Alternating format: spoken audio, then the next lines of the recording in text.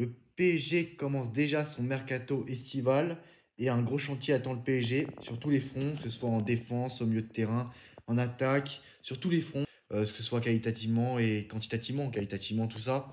Et actuellement, c'est pas le cas. Mais bon, le PSG est en finale du des Champions. Mais le PSG veut quand même continuer d'avancer et de recruter pour améliorer son effectif. Et c'est tout à fait normal. Alors le Paris Saint-Germain fonce vers un crack de Newcastle. Il ne s'agit rien d'autre que le Sandro Tonali. Alors en quête de renfort bien précis pour son effectif, le PSG pourrait trouver son bonheur à Newcastle. Trois profils collent parfaitement aux attentes de Luis Enrique. Alors Luis Enrique a déjà des idées bien arrêtées pour renforcer le Paris Saint-Germain cet été, alors que Doha est prêt à lui offrir une belle enveloppe pour façonner un effectif à son image. Le coach espagnol aura un œil attentif du côté de la Première Ligue.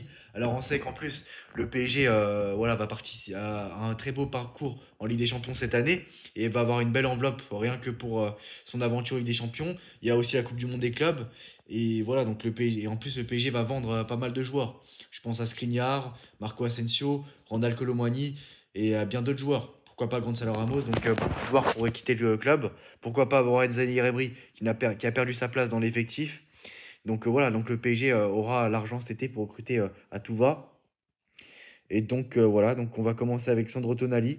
Donc voilà, le PSG garde un œil attentif vers la Première Ligue et plus précisément vers Newcastle. Malgré un projet ambitieux, les Magpies pourraient être contraints de vendre plusieurs cadres cet été pour équilibrer leur compte. Une opportunité que le PSG compte bien saisir. Après voilà, Newcastle est très bien parti pour jouer la Ligue des Champions la saison prochaine. Donc je pense quand même qu'ils ne vont pas se séparer de tous leurs meilleurs éléments. Même si je pense qu'un très bon joueur, voire deux très bons joueurs de Newcastle pourraient quitter et faire ses bagages. Voilà.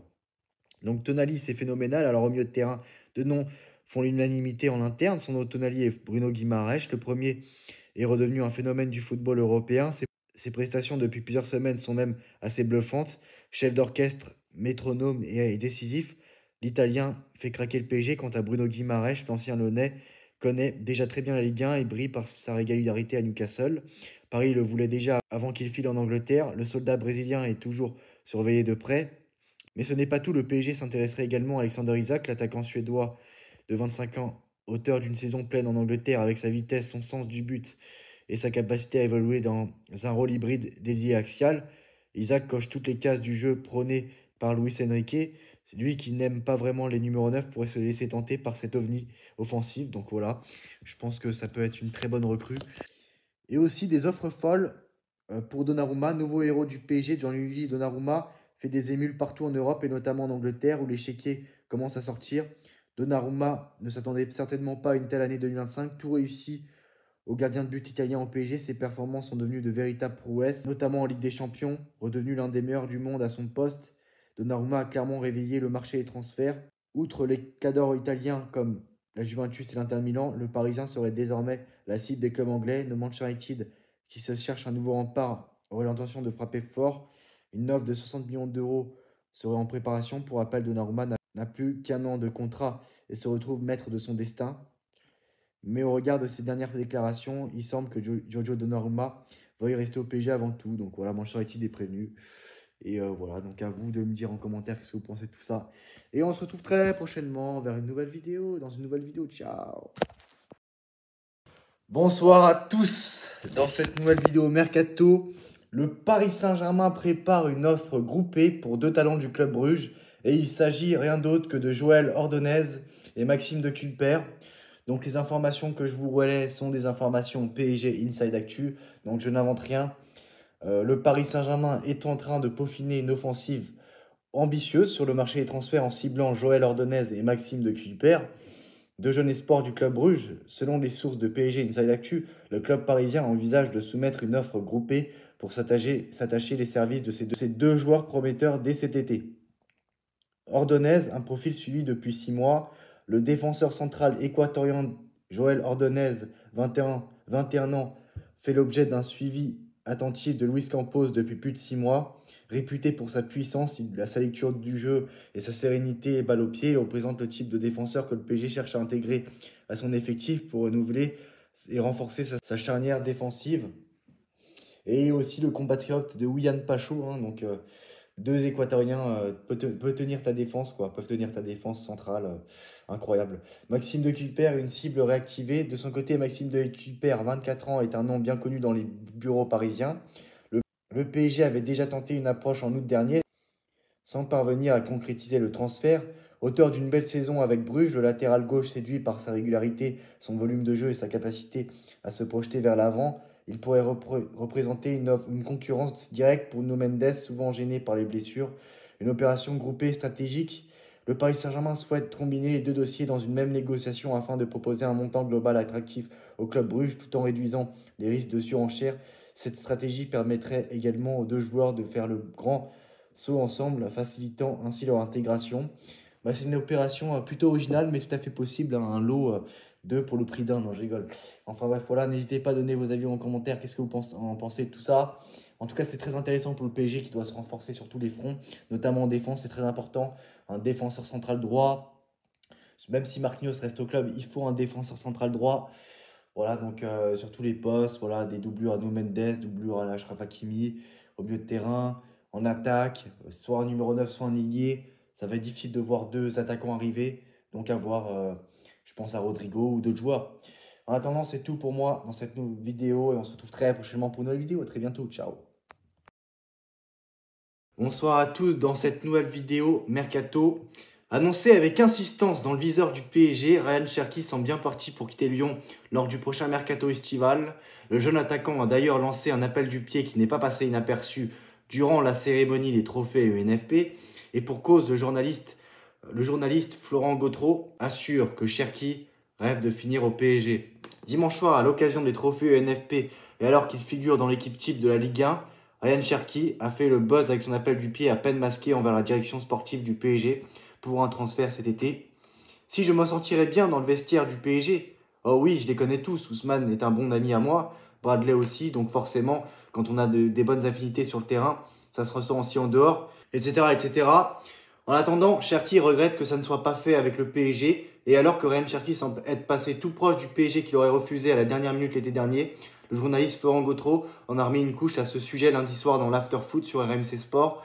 Il en rêve et il regrette ce que lui ou son entourage a fait l'été dernier, que ça ne soit pas fait l'été dernier. Le PSG a été très bien, très clair, très net et Cherki s'est pris un petit peu le tapis. Pour lui, c'est un regret, d'autant que c'est l'histoire de Barcola, c'est l'histoire de Lyon récemment. Tout le monde a dit qu'il était trop jeune quand il est parti.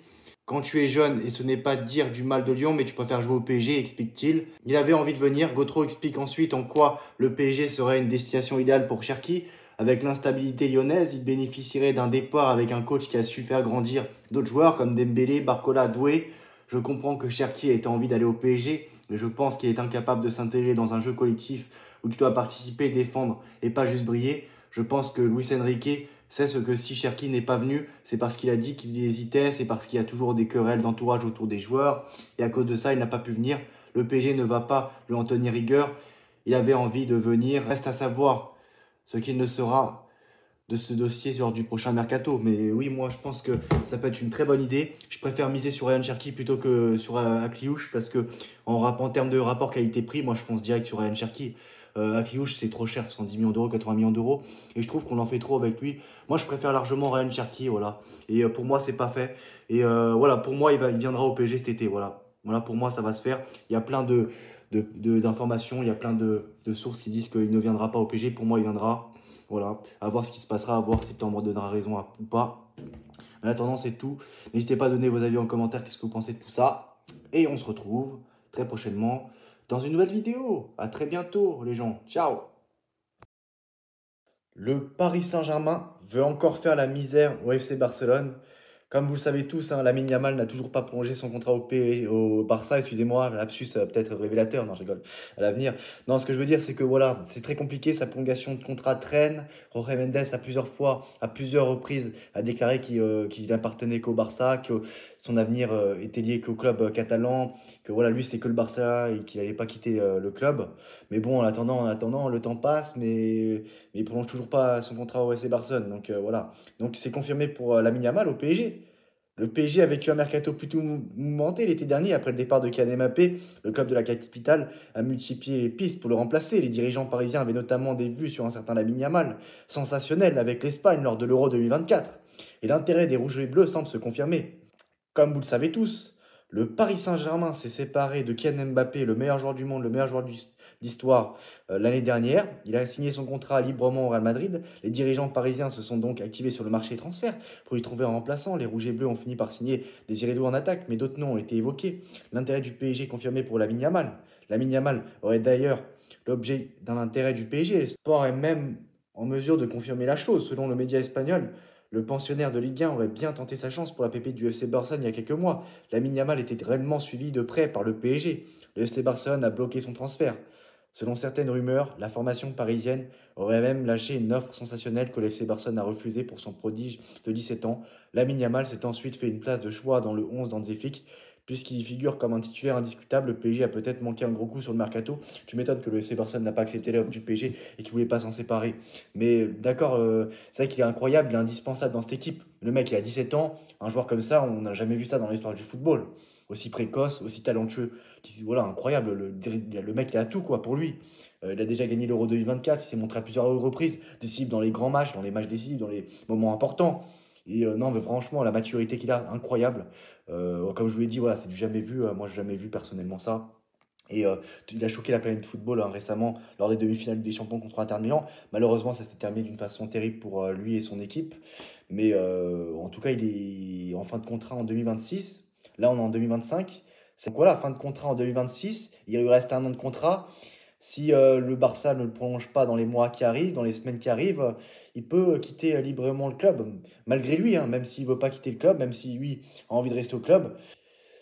Enfin, que voyez-vous pour Lamine Yamal? Vous le voyez prolonger son contrat au Barça ou vous le voyez aller au PSG? Pourquoi pas? Ça peut être possible, c'est tout à fait possible. S'il ne prolonge pas son contrat, il sera libre hein, de s'engager dans le club qu'il veut. Et le PSG fait partie des prétendants. Et le PSG, avec Luis Enrique, il aura une place royale dans cette équipe. Hein.